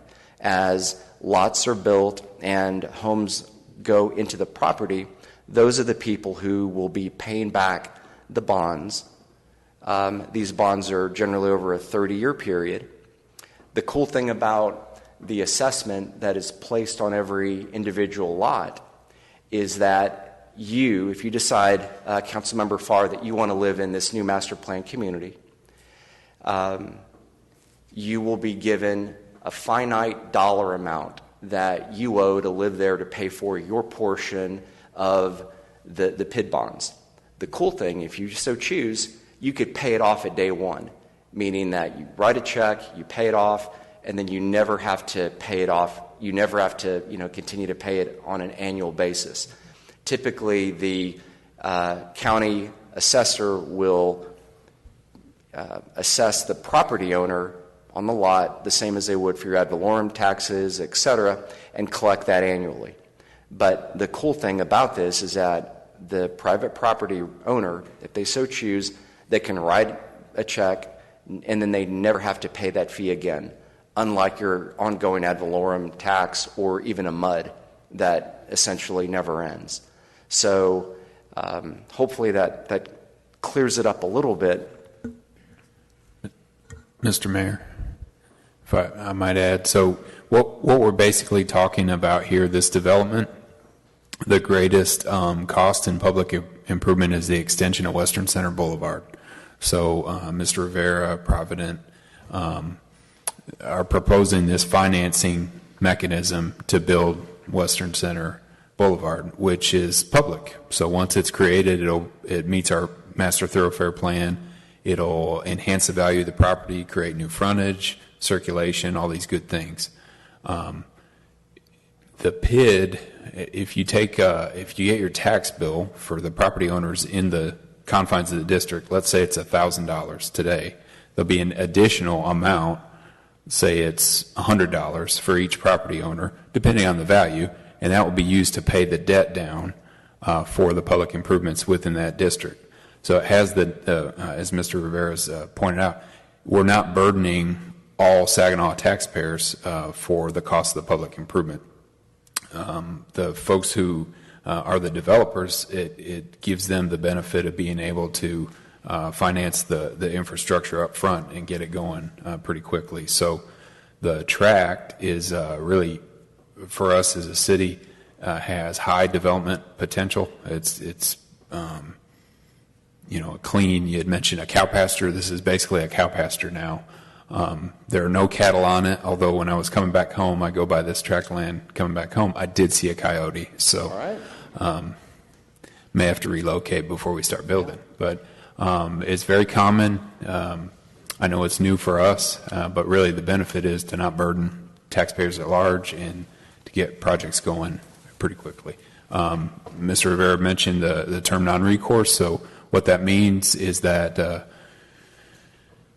and you're familiar with our recent COs to fund lots of projects. If the council goes back and we want to go to voters with the rest of our plans or the list from the bond committee, the PIDS bond doesn't impact our bond capacity, our general bond capacity, because it's specific to that area. And when Mark will be here in the future to talk about this, but they to kind of cover the bases and mitigate the risk. When the district's created, they, I think, for lack of a better term, escrow, say 2 or 3 years of debt service, so that we're talking about a cow pasture now. In 2 or 3 years, it'll have developed property that has a higher assessed value. So, essentially, there's, let's call it, $10 million that the city will use to help to build all of these utilities and infrastructure. So the developer has to come in, put in the spine road, and this pot of money that now the city has goes to a trustee that you, the city, are in complete control of. If you, the city, are not satisfied with the work that the developer has done, the trustee will not release a dime of money. So the developer has to meet every little stipulation in that contract, in that developer's agreement between you and the city. So if the city's not satisfied with the level of standard of work, then you guys hold the hammer. And so that's definitely a benefit to the city. There's lots of benefits to the city, that being one. Again, the plan, and I'm speaking universally, whatever development is proposed, ultimately the city will be the one to decide, does this meet our vertical standards? Does this meet our vision of the city? Does this tie into our future Greenbelt park space? Does it have wide sidewalks? Is this something really wonderful that the city of Saginaw would be really proud to have in part of our residential stock? And so it gives you an incredible amount of control that the developer gives up. And so that's generally one of the big benefits to the city. Can I also add, Mayor? I apologize. I don't believe it was stated before, but you see the number of people on the city's team, and you may be concerned with the cost that might be associated with that. We will negotiate a reimbursement agreement for the developer to fund all of the city's costs so that the city won't be paying for my time or the PID administrator's time. All of that should be reimbursed. But the reason Gabe and I discussed having this conversation now is because just the upfront cost that the developer is likely to incur could reach $200,000 just to fund all of these experts and to get the plan in place. And so I think it's important that council buys off on the concept from day one, because this is not something that you all want to essentially change your mind on. Of course, you have that latitude, but change your mind on halfway through because of the substantial cost associated with getting this off the ground. Thank you, Brad. Very good point. Again, this is at no cost to the citizens of Saginaw. The developer, the development pays for the issuance of debt, pays for all of the fees associated with it. And a lot of cities will get a pot of money where the developer will basically produce, could be $25,000, could be more, where they draw down off of that to pay for your staff time as the project moves forward. And so those are things that are negotiated pretty early on. And let me add as well, just my initial conversation with Mark, and I haven't been on any of the calls yet, and we're going to gear up if this is something that the city wants to do, but my initial conversation with Mark is that what's being contemplated is that the city would approve a bond issue at least $8.5 million, if not more. So you just need to be comfortable. And again, it's non-recourse. It's paid for essentially by the future owners of property within that district only. Through these assessments, you'll get your tax bill and you have to pay all your property taxes, and this will look like another taxing entity, the equivalent thereof. And so there has to be a feasibility report done to make sure that the development can sustain that cost, because obviously if the combined cost of all your taxes and the PID assessment is so great that it deters you from buying property and living in the district, then you could have problems in the Nobody's going to buy the bonds. Correct. And there's an incredible, and again, I didn't really get into the weeds, but there's an incredible amount of due diligence that we do as underwriter. There's an incredible amount of scrutiny that we put the developer through, the project, every little aspect involved. Ultimately, our fiduciary are to the people who buy these bonds. And so at a minimum, when you're going to be putting down $100,000 for just one bond, there's just no room for error. And so we're very meticulous and methodical in making sure that it will be as positioned as best possible to be received in the market, which also then ultimately ensures that the city of Saginaw is receiving a project that will go vertical that the entire city will be proud of. In your experience, how long do you take these steps take normally, from zero to all through these steps listed on the screen? So, with an experienced financial advisor, which you have, experienced underwriter, once the development agreement is set into place, we literally could be issuing bonds within 4 or 5 months. And again, it'll be put to the trustee, and so as the developer begins to put in the agreement, as honored by the city, then they'll be reimbursed. Council, other questions? I'll go to this side of the dais. I would like to hear just roughly from the developer what makes this a PID-worthy investment, and also what is the makeup of the investment itself in terms of end user. We're not talking about single family, we're talking about commercial property and multifamily, is that right? So it'll be larger blocks of investors, not smaller individual blocks of investors. Are we done with the gentleman from FMS first? Any more questions for him before we set him down? So, everybody good? All right, thank you, sir. I'm sorry. Thank you. My name is Stuart Fink. I'm the Managing Director of Investments at Provident Realty. Thank you for having us here tonight. Here to answer questions and tell you a little bit more about us. That's right. So this particular project is 70 acres. It's rather large by typical development standards. And so as a result, the infrastructure costs, as our engineers have put it to us after they've gone through and estimated all the costs, are almost $10.7 million. And so quite a big chunk of change for anybody to bite off and chew. And in the typical development cycle, the standard development will go, I'll sell the stuff on the edge first, take some money, build the infrastructure, sell the next piece, and it takes forever. That's not the way Provident does business. What we do is we take in this particular project, and we have actually started negotiations or in contract negotiations with a multifamily developer that's actually internal to Provident, and a single-family single-family cottage for rent developer on this tract, and that'll take down about half of the land almost day one. The only problem with that is they need their roads. So they need this stuff where they can actually get going. Most of the rest of it's going to be retail paths for restaurants like a Chick-fil-A or Whataburger. We have a piece set aside for medical office and some self-storage possibly. Right now, as we look at this project, it's coming into focus as we get people interested in it, even prior to us closing on the land. But the big reason for us coming here tonight is there's a lot of costs, and to explain the PID in succinct developer terms, I'm asking basically for you to allow me to take out a loan from an investor. The loan, the collateral is my dirt, right? And so that's where the lien is. There is no lien by the city. There's nothing on the city's books, so to speak.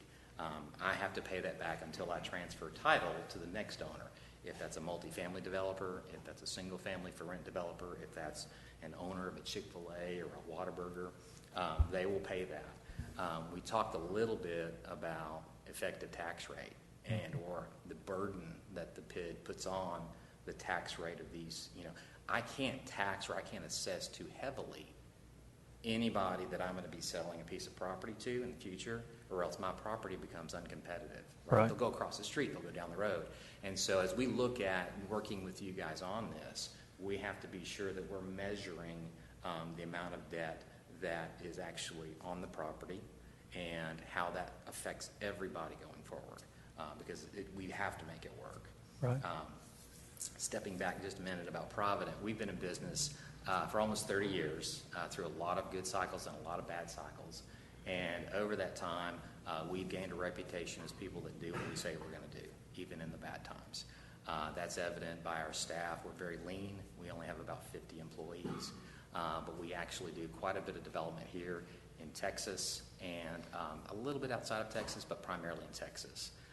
One of the reasons that we like this property is that within Provident, we have platforms. And so we have a multifamily platform, we have a single family for rent platform, we have a retail platform, we have a hospitality platform, an industrial warehouse platform, we have a standalone emergency room platform. And so we are able to take down bigger pieces of land, have them, if you will, pre-sold to individual platforms, because the key to being successful in development is shortening the time frame. And the PID is an amazing tool to do that. The funding for this sits in a trustee's account. So if I am closing on this land in December and those PID bonds come January 1, I'm out there with a dozer the next day, or pretty close to it, because I've got to deliver the infrastructure for the retail guy, for the multifamily guy, for the single family for rent guy. If I don't do that, I've not fulfilled my obligations to them, and they take that unkindly. So at the end of the day, we've been very successful. It's a great tool. We'd like to utilize it, and we think that it would. One of the questions that I get as I do this presentation to city councils across Texas is, well, if we have to do it for you guys, we have to do it for everybody. And my challenge is simply, it's such a great tool, you'll want to do it for everybody. You're allowing them to get a loan on their property, but it is a bond that you issue, so your name is on it, and you want to be involved. You want to partner with us to make sure that what we do is in keeping with what you had in mind for Saginaw, and we feel like we can do that. So our current tax rate makes the PID attractive in the marketplace for people that are shopping for tax rates to begin with. We have a very low tax rate comparatively to the city of Fort Worth right across the street. And if you were to stack on another 50 cents on top of that, it would be a very high tax rate. So we typically look at keeping it under $3, and some of the projections that we've run already have run about a 40-cent effective tax rate. And so if you're at about 250, 255, that stops at about 295. And so we've had our internal platforms run those numbers, and they're comfortable that that's something their pro forma, their models, can bear in terms of the investment and the returns that their investors need for things to work. And you see that there's still breathing room within our rate to keep it competitive while you're under construction, and yes, gives you the time to sell the properties and Yep. Okay, before people start getting cold feet or seeing Yeah. drastic change in tax. And we are working with internal platforms and external people that are all educated developers themselves. And so when we're not really great at something, we'll engage an outside third party that does that really well to come and help us and partner with us on our developments. And they're very educated and they understand, and those are part of the negotiations. Is here's the PID, here's the effective tax rate to you. And when you explain to them, most of them know what it is, that it's a flat assessment. And so while ad valorem moves with value, per the Latin, the assessment's flat. And so if they pay $200 today, they'll pay $200 in year 30. So in future, The money's fixed. It's on the levy. It's not. Yeah, yeah. So it's cheaper dollars in the future Got compared it. to the tax. All right, well, I'm glad we're attractive enough to at least draw interest, and it looks like we may be attractive enough to put a development in place. We're very excited about it. We really are. We've had a lot of interest. We feel like the plan is solid. Dorothy can speak to the plan specifically if you'd like, but we have quite a bit of interest and are ready to get going. We just need to be sure that you guys are on board, because we've spent quite a bit of dollars in our due diligence so far in working through this process, and to complete it is quite a bit more. And it's critical that we're able to get the PID in place so that we can, January 1, start working through the infrastructure for those people that want to go ahead and partner with us and develop there. So we're looking into the future for commercial property owners and multifamily residential property owners to pay this back. There's a period from today to the time the first buyer steps up. You transfer title to that buyer, and they start paying back into, they start paying the money back. That's right. If I sat on this land for the next 36 months, I would pay the assessment. Okay. So that's how comfortable I am about it, because there's an interest reserve. You saw where my question was about to go. The interest reserve is there typically for 24 months, and then if I didn't sell it, then I would then start paying the assessment myself. So there are a couple of different things that just come to mind that concern me, and it's I think the development's great. It's just the timing issue. Sure. I mean, obviously, surprisingly, the housing market has not taken a big hit since March. Right. It's stayed steady and had an increase. But in multifamily is obviously in this region very much in demand, and will probably stay very much in demand for the next 10-year horizon. We're pretty saturated right now with some of the fast food restaurants that you're talking about, but we are looking for opportunities to bring some casual dining experiences into our developments. I think the roadway, the extension of Western Center coming through there creates that opportunity. It's great, but time frame, I'd like to know for sure that someone is on the hook to start paying that back within the first 24 months and is solid enough, your company seems to be solid enough to pay that back. I'm assuming that you guys would carry the cash to pay that back, or will we be able to set up maybe an escrow to ensure that? Just what's normal? What's normal there? Okay, good question, Councilmember Farr. So, okay, capitalized interest can be worked into the to the PID. A lot of developers usually will go, a year and a half, sometimes 2 years. They can go up to 3 years. So what that means is that out of the PID, that a little bit of the money is set aside in reserve so that the developer can use to pay back the bondholder, during that first annual assessment or the second and et cetera moving forward until they sell the parcels. I'll tell you this, working with Mark, your financial advisor, in a different Texas city, and this is relatively recent, where there was a similar, and I don't know the specifics to this project, but a commercial project in a robust, dynamic, growing community very similar to yours, adjacent to a very larger city. Mm-hmm. And the developer had, some pretty well-intentioned ideas. And whenever we first began the discussion, the developer met the objectives of the things that we needed in terms of as an underwriter along with that particular city in order to move forward. As we got closer to issuing bonds, and again, this is a process that takes, a few months, but before we issued bonds, we did another check, if you will. Does this developer have builder contracts? Is there actual signed documents of companies that are wanting to invest in this project? Are there hard dollars that have gone in from other, potential owners to this project? And on a different city, we found that what the developer had said wasn't commensurate with what was reality. So we, as the underwriter, pumped the brakes, notified the city as to what was going on, and let the city know that although we could probably get this done, that we as underwriter, we're not going to underwrite this. We can walk away as underwriter, but we want you, the city, to make the decision ultimately, what is it that you want to do?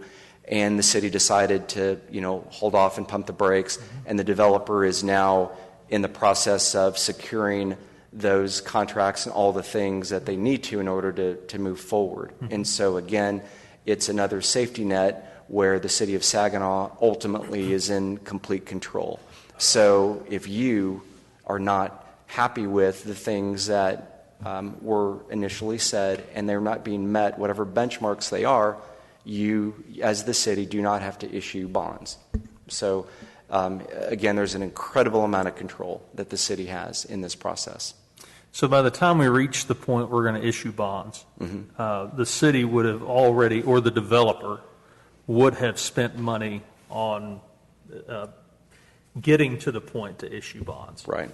And what I heard leading into this discussion is that the city is really not on the hook for those costs. Correct. That's 100% borne by the developer. Right. In a lot of cities, there is no absolute. Some cities do, some don't, but they'll receive money from the developer early on, $25,000, sometimes more, and the city then will, chip away at that dollar amount to pay their city staff time, their professionals. And then also leading up to this, there's what's called a PID administrator, which is a body that you will hire as a city, and they will administer the PID for the life of the PID to basically collect the assessments annually. They are also there to answer the phone from the property owners to answer any questions regarding the PID so that these questions do not come to the general City Hall general question desk. So again, these are set up in a way that they are very self-sustaining.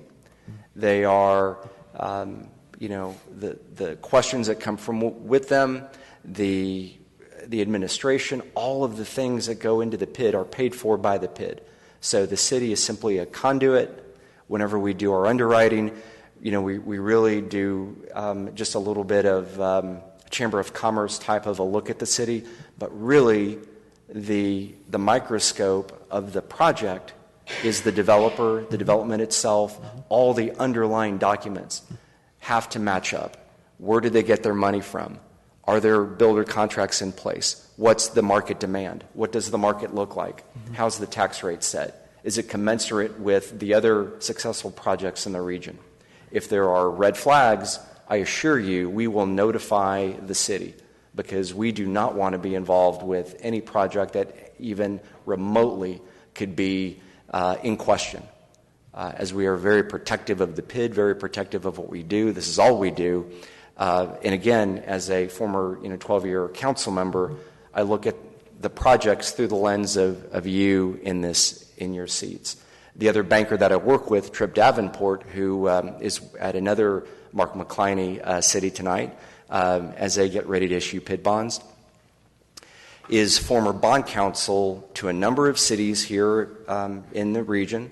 So his perspective is that of from the city in terms of where he's been professionally. Before he became a banker, he was bond counsel for a number of cities.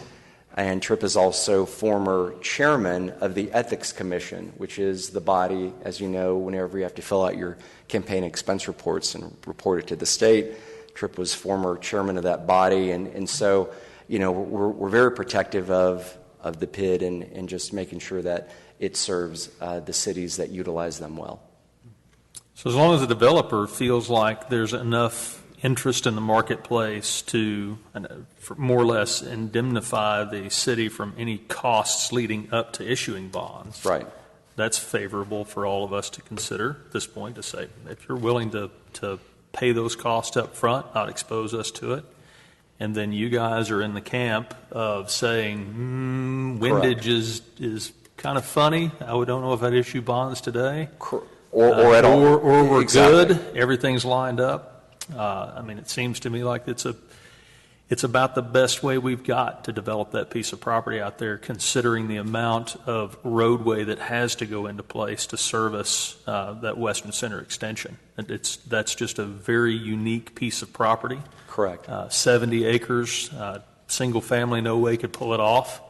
It would have to be multifamily, mixed use in my mind. So if the developer sees that there's enough potential there, I think this is a great way to go. Okay. Valerie, do you have a question real quick? Oh, Brent? I just wanted to raise this issue quickly because this is one of the biggest complaints that I hear from my cities, including cities that approve these PIDs, is I think it's a good idea to have a conversation early on, and Patrick, you raised it a little this evening, what is your expectation with respect to commercial, retail, restaurant, et cetera? Because the biggest complaint that I see is, why did we do this costly, involved, economic development incentive for a large apartment complex? And why is nothing else coming? Well, the market just doesn't bear it right now. We had the crash, et cetera. The development agreement is a good time to work out what your expectations are up front. So we should be thinking about that. Now, obviously, it has to work with the feasibility study, and the developer's obviously incentivized to make this work. But if you really if you have expectations with respect to non-residential uses, it's good to articulate them now. Yes, you're right, and that's the reason that I brought up, I don't want to see a Chicken Express in a giant apartment complex. I mean, it's just that simple. I mean, we're looking for casual dining. We're looking for the townhomes that you mentioned or the cottages. We're looking for a higher end, not quite so dense, and I'm not sure what you're looking at in terms of density in apartments, but even if it were a higher density apartment complex, it's certainly located in the right place on 156 at that intersection. It's not in the heart of our city. But to the point that you're making, Bren, the development agreement is the place for that thing to take root, those expectations to take root. And I think PID is just a piece of that. It's a piece of the puzzle. And we obviously need that opportunity to say, if we're going to go this investment route, these are the things that we expect in the development agreement. And I'd love to hear an update on the development. Yeah, please. And I'll second Patrick. We don't want a donut store in there, so. Nope. Mark that off your list, please. Well, then we should just go home. Hello, Council. My name is Dorothy Parks with Provident Realty. I am going to start by apologizing. I got completely soaked, and there's some sort of cross draft going on over here, so I am freezing. So if I'm chattering and shaking, I sure do apologize, but I have not been able to warm up yet. My feet are still wet. I'm a mess, so I apologize for that. So yes, we are looking at the project at Blue Mound Road in McElroy. We currently have it under contract. We are looking to close by the end of the year. Just to give you an update on where we are, we do have a purchase and sale agreement with the Cottage Group. We expect to have that into title company by this week. So we're very far along with them. The multifamily group, we also have our purchase and sale out to them. We expect comments back. That is our in-house group. So if we can't come to an agreement, we got a real problem. As far as our retail and restaurant area go, we do have several LOIs that we've received. One of the things so the way that our contracts are working with the multifamily and the cottages is that we'll go ahead and have them close, and then we'll have a site development agreement with them saying, okay, and they don't care how we fund it, right? They just want to make sure that we're doing the work. And so we can close with them and then do the work. With the retail and the restaurants, that's not the way it works. It needs to be there before they're ready to sign up. And so we definitely have some interest. We don't know what the timing is yet until we kind of have these conversations. And so we haven't been able to sign those up yet because they want to know when they can project it and when they can build it and when we can build it for them, whatever way we structure that. So that's where we are now. Obviously, this is so that we can purchase or pay for the infrastructure, Western Center. It's going to be a 4-lane road. It's going to have drainage. It's going to have lights. It's going to have striping pavement, everything that you would associate with that. I wanted to talk about our timeline. So we are currently under contract with Ms. White. Assuming that we can move down the process with the PID, we are looking to close, and she's expecting us to close by the end of this year. From there, we would start construction at the beginning of next year. I don't think that the businesses, they're not going to be open, they're not going to be ready until probably around 2022. So I just want to make sure we're on the same page. On September 15th, we are planning to submit our preliminary plat, so the 200 that Mr. Meredith was talking about. It's actually way more than that because we're also spending on civil, we're spending on surveyors. We've got a lot of consultants that we're working on so that we can meet these timelines. And so Rick, I know, has been working with our engineer for almost 2 years trying to specify the scope and things like that. So we're planning on submitting that on September 15th. Also on September 15th, we are looking for the PID creation approval, which that's the first step. One thing that Gabe and I have been discussing, instead of a development agreement, we would have all these items into 380 agreement. And so that 380 agreement would come at the same time on September 15th. And then, again, as far as schedule goes, we are looking to get this all done by the end of the year, which we know is ambitious, but that's the trajectory that we need in order to keep our obligation with the current landowner. And all that to say, September 15th is 15 days away. If there's any questions, whether it's regarding PID, whether it's regarding the development, whether it's regarding Provident, we're able to Zoom, we're able to meet, we're able to teleconference, whatever you have. So we did want to come here and make a presentation and have an open dialogue tonight. If you come up with a question tomorrow during your run, please reach out to us, reach out to Gabe. We're here to make sure that on September 15th, everyone feels good about making an informed decision. So, Mary? Just to put in my 2 cents, my wish list would include green space and really nice landscaping that would be native plants. And, I'm sure that would make it a more successful development anyway, so you probably already planned on doing that. But I wanted to state it openly. So. Thank you for that feedback. Okay. Other questions, council? I would like to just hear a little bit more about this, essentially substituting the development agreement with the 380 agreement. Does that tie our hands to an extent, Bren, using that mechanism to outline essentially the city's requests for development and performance standards? Well, both a development agreement and a 380 agreement are binding contractual obligations.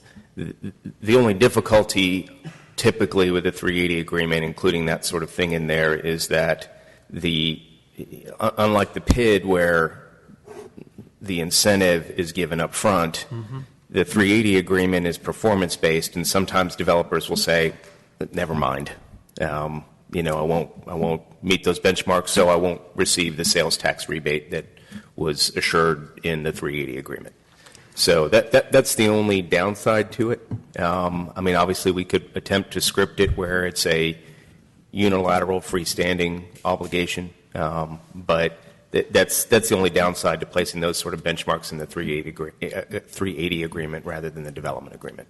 And the development agreement is a straight up relationship that doesn't have it doesn't have those nuances of typically incremental performance standards. You do this, we pay you that. Yeah. So you can set out the phasing of the issuance of building permits for residential versus commercial, and you receive so many residential building permits at that time. A certain amount of commercial has to be constructed prior to receiving any further residential building permits, and so that's typically how a development agreement works. It's more land use based, et cetera, and it talks about phasing. The 380 agreements are typically written, like I said, if you meet these benchmarks, then you receive the incentive. And oftentimes, if the incentive isn't reached, and we still have to work out all the details. Frankly, we scripted, drafted a Form 380 agreement that doesn't yet have any of the detail in it, and that's scheduled to come at your next council meeting. But we can certainly attempt to require those obligations in the 380 agreement. But like I said, oftentimes the double-edged sword with the 380 is that if the developer decides they don't want the incentive, then the obligations go away. Gabe, did you have something? Yeah, Mr. Mayor, so a couple of things we've talked in conceptually with Provident would be the development follows the design criteria that's outlined in our overlay district. We'd also require a masonry percentage or standard, which we can't. Our friends in Austin preempted that ability from cities the last legislature. Providence not going to build, what we already have now, which is car washes and fast food. I don't think that's their interest. There may be some component in some fast food, but we can require that through the 380 as performance-based. So it'll likely be a percentage sales tax rebate of some not to exceed amount over a set period. So it's my understanding, I thought we were definitely going to pursue the 380 route. Is that's what the current thinking is? Right. So two pieces, PID and 380 right, PID as and well. the 380. Yeah. Right, and the 380 would contain the masonry and the things you mentioned. Okay. But Sorry, with Pastor. no obligation. That's the issue with 380.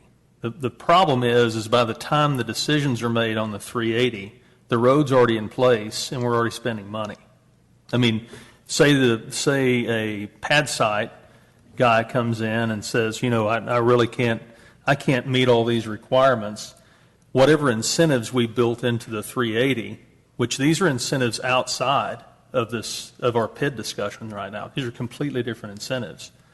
But at that point in time, we've already spent the money on the roadway. We've already made this PID commitment, and we're hoping that the developer would be able to meet the 380 agreement requirements rather than having a development agreement in place in which they have to meet the requirements.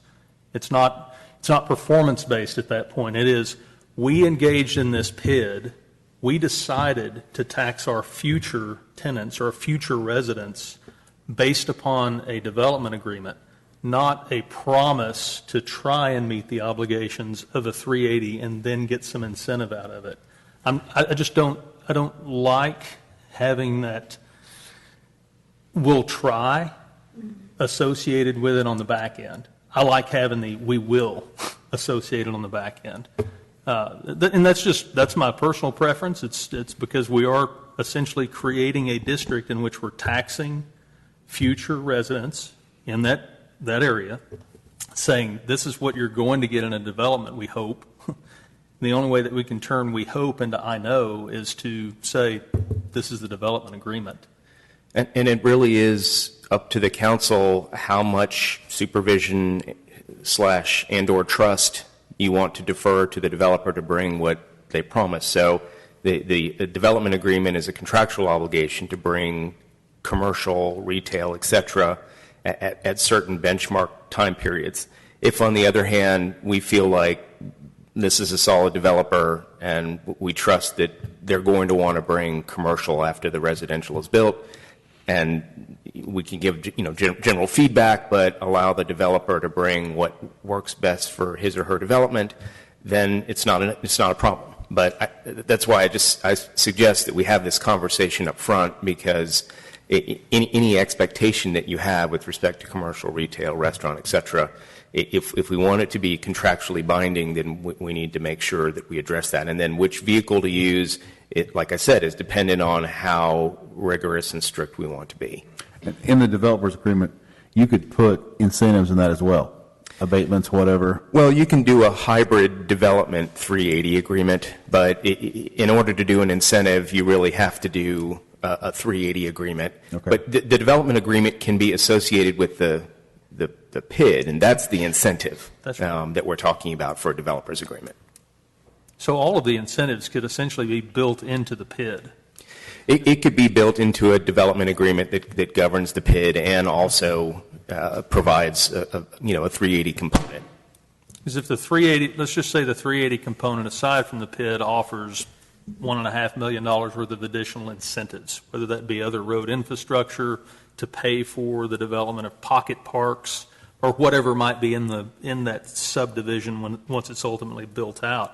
There's no reason that those elements cannot be built into the PID component and governed by the developer agreement. That's right. No reason. There's no reason. No, you can combine the two. It's just which vehicle do we want to use. What we've proposed for the 380 agreement is a traditional 380 agreement, which is if you perform and you generate sales tax, which obviously residential is not going to, then you'll receive a rebate for 20 years up to 50%, $3 million, and it goes to $5 million if a main event style venue is brought to the development. And at that point, and I'm going to play total devil's advocate. You have a pad site that is adjacent to multifamily. Part of the 380 agreement says you have to provide casual dining on this site. Developer sits on it for 5 or 6 years, can't get casual dining to buy off on it, decides that, ultimately we can live without the incentives associated with this. Let's add to the multifamily. Sorry, the zoning entitlement would have to be there, frankly. So if the property's zoned commercial, then clearly they would have to seek rezoning, and that would be a discretionary decision. So long as the development itself, or whatever the agreement that we reach, is not a planned development or, otherwise preempting what our normal zoning requirements would be for that overall development. And it depends on what they bring in terms of a plat. I mean, really, what are they going to bring in terms of a plat? All I'm saying is that if we're going to go down the road of doing the PID, I would much prefer us having more of, or less of an incentive-based agreement on the backside after we've spent the money on the roadway. Those are just my... No, I understand. I appreciate it. No, I understand. I understand your question now, Patrick. I wasn't sure. So yeah, no, I appreciate that, and I definitely want to make sure we get what we want. And I think it's what we're talking about really is council control. Yes. And how much the city has control over this development. So the PID gives us some, but the other agreements give us more. And I think what you bring. So, I'm sorry, I don't want to ask other questions, council. So going forward, Gabe, do you have enough direction, and what would be our next step on this? So Dorothy mentioned the action points. The next meeting would be we would have some instrument, whether that's development agreement or 380, to come to the council. The property owner, of which there's only one, has petitioned or made a request to create a PID. I think that's a resolution. Is that a resolution? It's a resolution to accept the petition. It doesn't create the district. We need to advertise for 15 days, hold a public hearing, and then take separate action to create the district. But this would be to simply accept the petition and start the process. So that'd be for the PID. What about the 380/development agreement hybrid, as you mentioned? How would that flow? So that doesn't require any particular advance notice other than the Open Meetings Act. And it really we just really need to, I need to know, and I've spoken with the Developers Council as well, and she's well aware that we need to work out the details, however thorough they may be. But once that's put together, then council can approve that at any given meeting. So we could start on the 15th with the PID process, start that moving, and in parallel work on this agreement? That's correct. Okay. Yes, sir. Everybody okay with that? Does that make sense? Perfectly fine with that. Because that'll still come back to council for approval, so we get a hack at it. Gabe, does that work? It's good. Okay. Any other questions? I think there's no action on this, so unless other questions from council. This is good. Thank you all. Thank the education. Appreciate this. I look forward to this, move forward with this project. Item 11, I do not believe executive session is required. Is that correct? Second. All those in favor? 8:13, we're done. Thank you all.